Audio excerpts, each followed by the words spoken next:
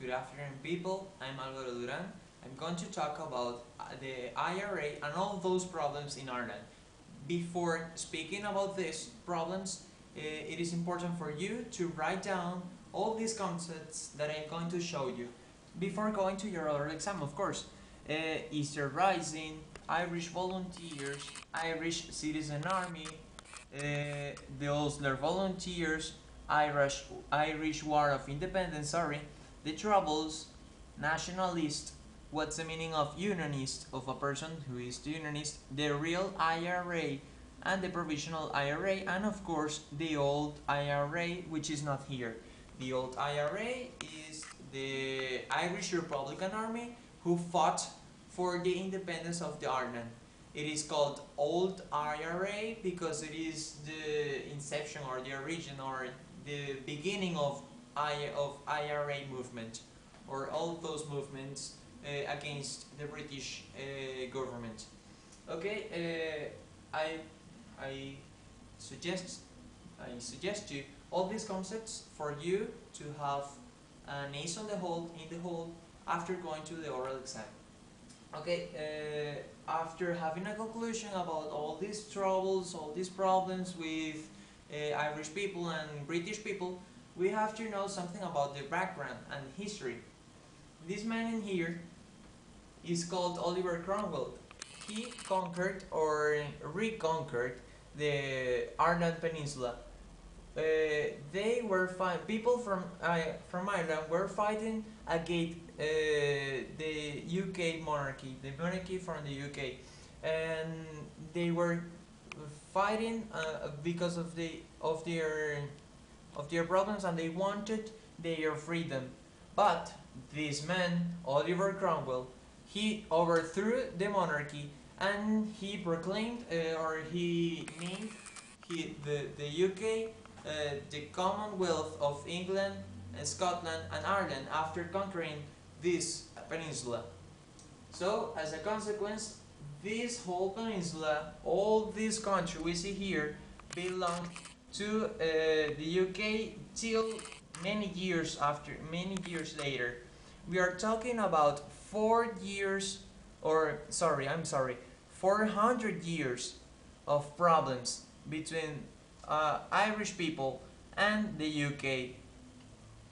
Okay, these are the people from the old IRA.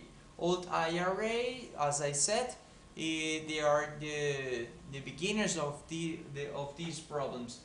They fought because they wanted to be independent from the UK. This was between 1919 till 1922, and there was an Easter Rising, which some friends of mine are going to speak about that.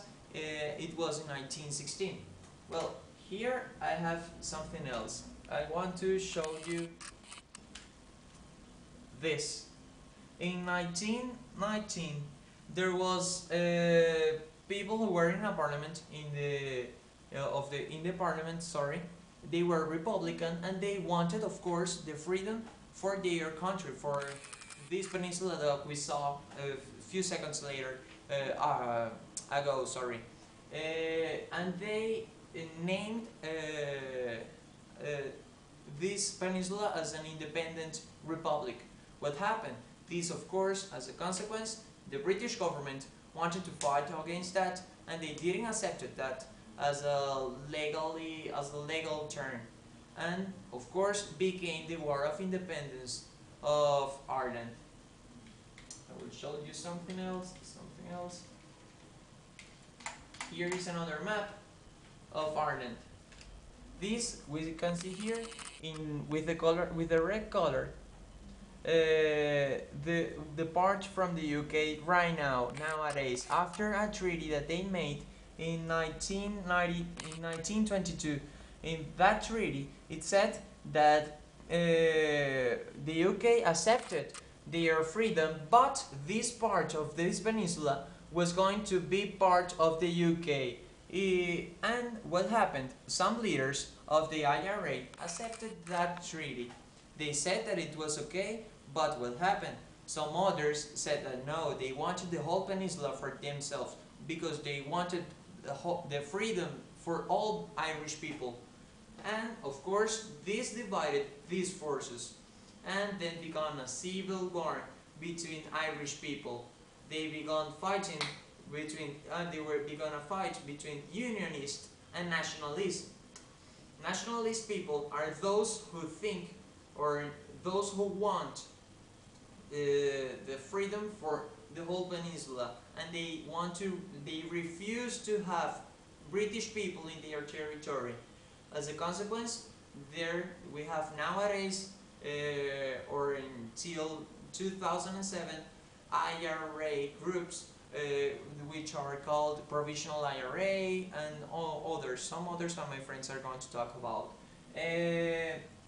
This as a problem. Unionist people, generally speaking, are Protestant, and nationalist people, generally speaking too, are Catholic. What happened? It is important. Is it important? The religion in Ireland, of course, it is a very important point in this country. If you are a Protestant and some other else on the street is a Catholic, maybe those people, if they know their religion, they could fight and maybe they could kill themselves in those times. This is a problem of religion between, we are talking about more than 400 years. Why? Because Catholic people, do you remember this Oliver Cromwell? When he reconquered that territory, he was a Protestant, and he killed and murdered and tortured many people, many Catholic people. So this feeling of hate or to find revenge against Protestant people stayed in people's mind, in those who were Catholic. And what happened? I'm a Catholic person here in Venezuela. It is pretty different, my way of thinking, rather than what they think. When you have let's say a good education, good religious education, you know that Catholicism don't want revenge. But even though that is like that, Catholic people in that country want to.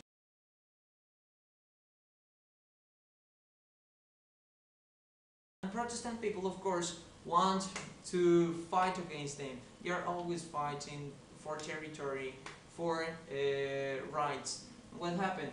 This part in here in this country was organized after that treaty that I said before. Watford, to have the majority of Protestants for the British government. When you have a majority of Protestant and you are the British Parliament, of course you're going to have the majority of votes, because generally speaking, Protestants are unionist, and they are for the crown.